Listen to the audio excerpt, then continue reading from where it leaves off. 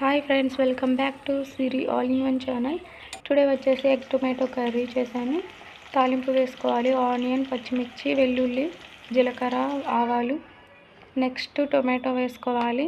Tomato మగ్గించుకోవాలి మూత పెట్టి. నెక్స్ట్ పసుపు, గరం మసాలా యాడ్ చేస్తాను. నేను ఎప్పుడు గరం మసాలా యాడ్ చేస్తే టేస్ట్ బాగుంటుంది. ఇదే నా సీక్రెట్ గరం మసాలా యాడ్ చేస్తున్నాను. వేసుకొని కలుపుకోవాలి కర్రీని. పసుపు, గరం మసాలా వేసాక కొద్దిసేపు మగ్గించుకోవాలి. 4 eggs తీసుకుంటున్నాను నేను. కలుపుకున్నాక సాల్ట్ కొంచెం వేసుకొని టొమాటో గ్రేవీని కలుపుకోవాలి.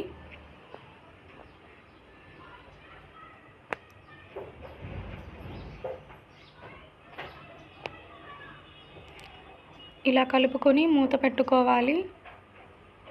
ఇప్పుడు 4 eggsని ఒక బౌల్లోకి పగలగొట్టుకొని మిక్స్ చేసుకుంటే 4 eggs కొంచెం ఎక్కువగా కనుతుంది.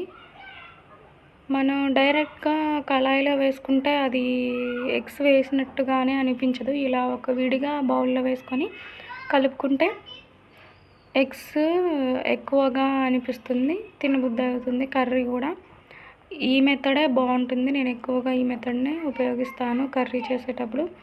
ఎగ్స్ కూడా స్పాంజ్లా వస్తాయి. ఇలా 4 eggsని పెట్టుకుని స్పూన్తో మిక్స్ చేసుకోవాలి ఒక 5 minutes దాకా. ఇలా కలుపుకుంటూనే ఉండాలి. ఫ్లఫీగా వస్తుంది ఎగ్స్. కొద్దిసేపు కలుపుకుంటూనే ఉండాలి. ఇలా కలుపుకొని యాడ్ చేసుకుంటే కర్రీ సూపర్గా ఉంటుంది. సాల్ట్ కూడా కొంచెం వేసుకోవాలి కలుపుకునేటప్పుడు. కర్రీ మగ్గిన తర్వాత ఎగ్స్ మిక్చర్ని వేసుకోవాలి. కొద్దిసేపు కలపకుండా అలానే వదిలేయాలి దాన్ని. అప్పుడు ఎగ్స్ మిక్చర్ అనేది ఫ్లఫీగా వస్తుంది. బ్యాటర్ కూడా ఎక్కువగా ఉన్నట్టు, ఎగ్స్ ఎక్కువగా ఉన్నట్టు కనిపిస్తుంది కర్రీ మొత్తం. చూస్తున్నారు కదా, కొద్దిసేపు కలపకుండా హై ఫ్లేమ్లో పెట్టి ఉంచాలి. 2 minutesకి ఒకసారి కలుపుకుంటే బాగుంటుంది. అడుగంటకుండా మాడకుండా ఉంటుంది.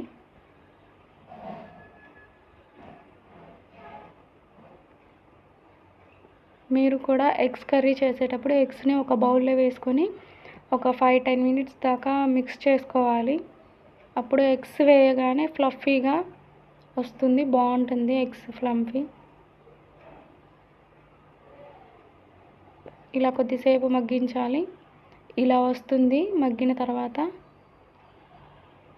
నేను కారం వేయకుండా పిల్లలకి తీస్తున్నాను. పిల్లలకి తీసిన తర్వాత 1 స్పూనున్నర కారం యాడ్ చేసుకోవాలి. కొద్దిసేపు మగ్గిన తర్వాత కారం యాడ్ చేసుకుంటే